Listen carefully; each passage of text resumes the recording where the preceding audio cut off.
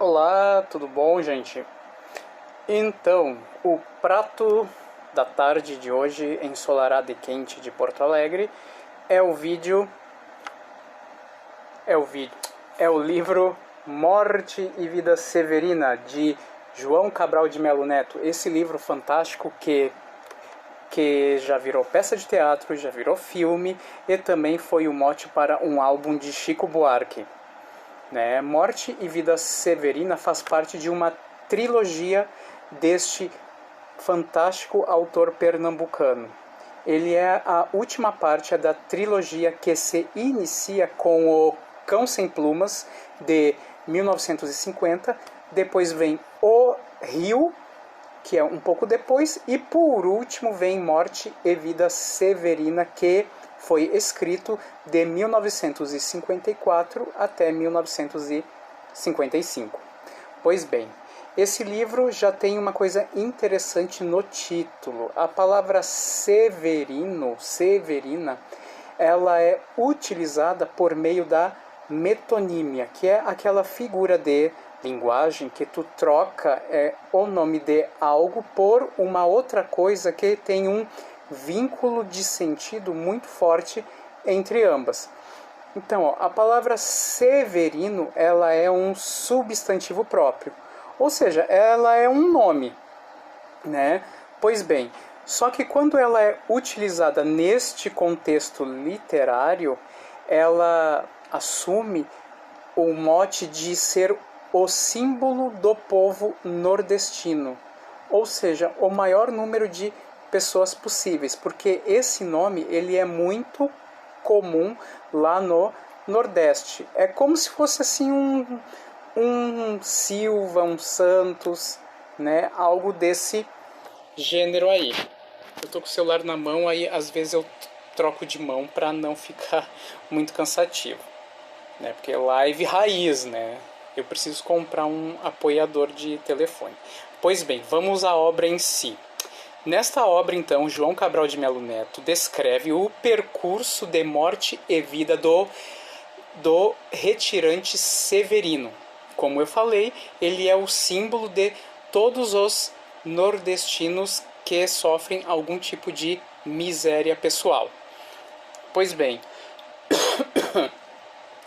Severino, então, ele é um entre muitos outros que tem o mesmo nome e que tem a mesma cabeça grande, que ele começa esse poema com essa descrição, que eu vou pegar aqui no livro e aí eu vou ler para vocês a primeira parte desse livro, que ele fala sobre quem são os severinos, né? Embora o narrador seja um severino, ele é o símbolo de todas aquelas pessoas que sofrem com as desigualdades gritantes lá no Nordeste. Pois bem, vamos lá.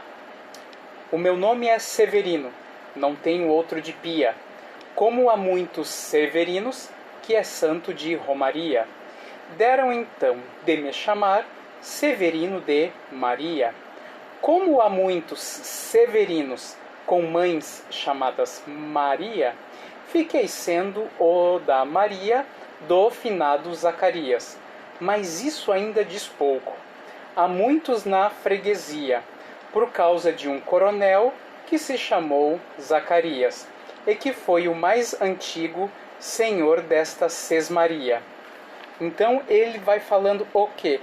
Que à medida que ele vai se identificando, ele percebe que ele não consegue ser único, que ele é somente mais um dentre tantas pessoas que moram lá no sertão. Aí eu vou dar um pulo para a descrição física desse personagem narrador.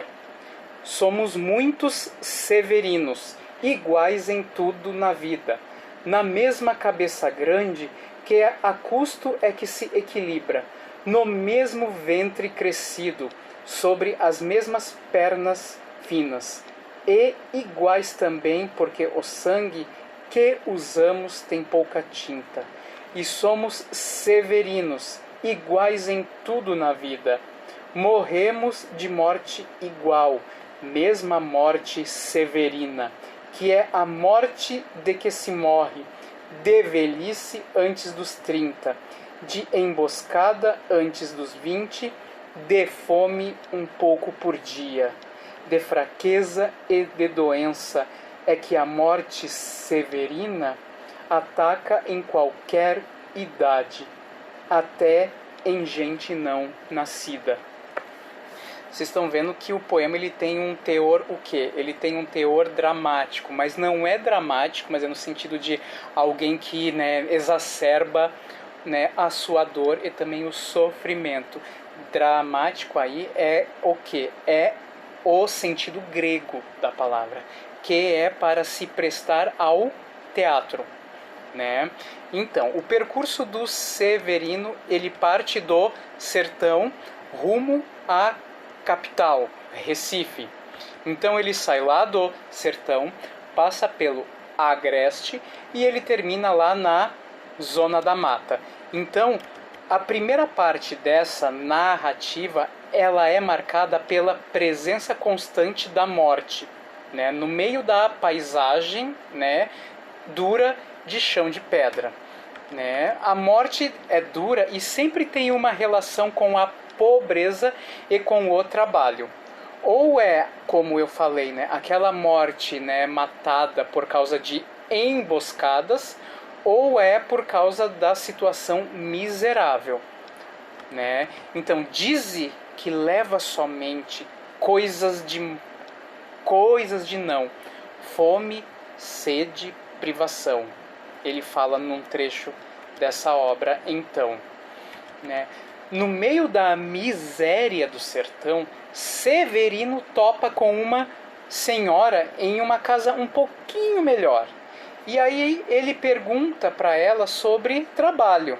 Mas não há trabalho, né, para quem mexe o quê? Com a agricultura.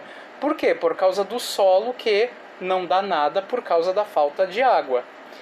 Aí essa senhora fala para ele: como aqui a morte é tanta, só é possível trabalhar nessas profissões que fazem da morte ofício ou bazar.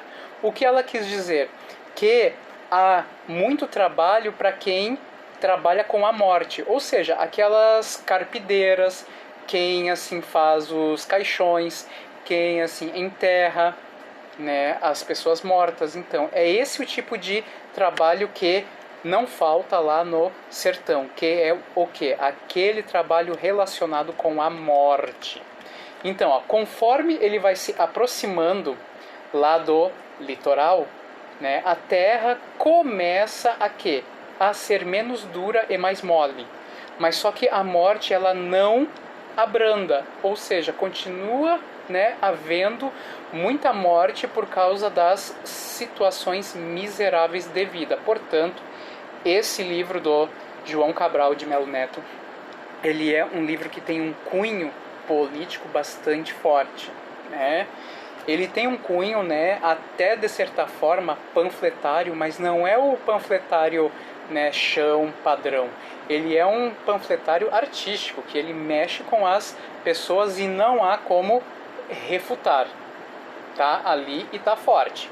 Então, ó, quando ele vai se aproximando lá da Zona da Mata, né, a terra se torna mais fértil e há a presença dos canaviais. Mas, mesmo assim, nessa abundância, a paisagem ela é vazia de pessoas. Isso aí leva o Severino a ter um certo engano sobre aquela nova realidade que se apresenta para ele. Ele pensa que pelo lugar estar tão vazio, é que a terra é tão rica que as pessoas não precisam, né, trabalhar horas a fio. Aí ele crê ter chegado a um lugar onde a morte não é tão severina e tão presente. Aí ele diz assim: de certo, a gente daqui jamais envelhece aos 30, nem sabe da morte em vida, vida em morte severina. E aquele cemitério ali branco na verde colina, de certo pouco funciona, e poucas covas aninha. Então, o que ele quer dizer com isso, né? Que ele acha que o cemitério que ele enxerga à frente, ele tem o quê? Poucos mortos. Mas só que quando ele fala isso, aí ele topa com o funeral de um trabalhador. E aí explicam para ele, né? Por que o cemitério não é tão grande? Porque as covas elas são apertadíssimas. Porque eles cavam as covas de forma rasa e uma ao lado da outra, né? Então, ó, essa cova em que estás, com palmo medida, é a conta menor que tiraste em vida. Não é cova grande, é cova medida. É a terra que querias ver dividida. Então, ele aqui faz uma alusão, né, a todos os discursos de igualdade social, que mostra o quê? Que o único espaço em que há uma certa divisão de terras é no espaço da morte, né? É no espaço do cemitério. Então, o caráter, né, social vai ficando cada vez mais pungente. Por quê? Porque não é mais o espaço físico que impõe a questão da desigualdade, mas sim o quê? Uma estrutura social arcaica que está por trás disso, né? Então, o trabalhador que só quer um pedaço de terra para trabalhar acaba morto, né? E a única terra que o cabe é o quê? Uma terra rasa da própria cova. Aí quando ele chega à capital pernambucana, continua a presença da morte e também da miséria, embora haja um cenário totalmente novo, né? Ao invés então da terra seca, né, com pedra, agora é o mangue, né? Não é mais aquela terra seca que é o palco da morte, mas sim as terras alagadas. Então, continua o quê? Aquele processo de marginalização. Por quê? Porque os trabalhadores retirantes, antes eles eram o quê? Cobertos por poeira. Agora eles são cobertos por lama de tanto caçarem caranguejos no mangue para terem o mínimo de alimentação possível.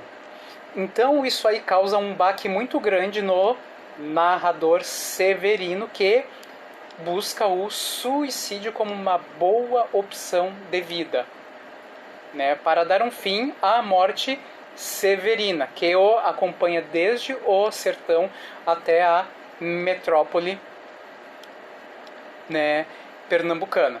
Então ele diz assim, né, a solução é apressar a morte a que se decida, e pedir a este rio, que vem também lá de cima, que me faça enterro que o coveiro descrevia, caixão macio de lama, mortalha macia e líquida. Vocês estão vendo que é bem forte, né? Parece então que o poema já está chegando ao fim. Aí quando ele pensou que ele havia encontrado aquela redenção, não, encontra mais morte. Então ele está prestes a tirar a própria vida quando acontece uma epifania. O que é a epifania? Aquela peça-chave que muda completamente a compreensão de uma personagem. Lembra que eu falei sobre essa palavra lá no vídeo sobre Clarice Lispector, os 100 anos dela, né, do nascimento da Clarice. Então, como é que Severino decide largar o suicídio? Quando ele encontra a vida, por meio de um nascimento do filho de um homem chamado José. José é o pai de Cristo. Vocês estão vendo que é por causa disso que no subtítulo desse poema está Alto de Natal. Porque quando Severino estava prestes a tirar a própria vida, encontra-se com um nascimento do menino filho de José e também Maria. E aí ele dá uma síntese sobre essa epifania, sobre essa descoberta. E não há melhor resposta que o espetáculo da vida. Vê-la desfiar seu fio, que também chama a vida. Ver a fábrica que ela mesma teimosamente se fabrica. Vê-la brotar como há pouco, em nova vida explodida, mesmo quando é assim pequena. Então vocês estão vendo que ele faz todo o percurso para quê? Para denunciar aquela estrutura econômica arcaica, mas também para dar um laivo de esperança a quem lê esse poema. Espero que tenham gostado da live sobre esse livro. Eu tentei sintetizá-lo de uma forma bem assim didática. E qualquer dúvida vocês podem largar nos comentários, porque eu postarei esta live lá no YouTube, no meu canal. #Professor Gilmar. Um beijo, gente. Cuidem-se.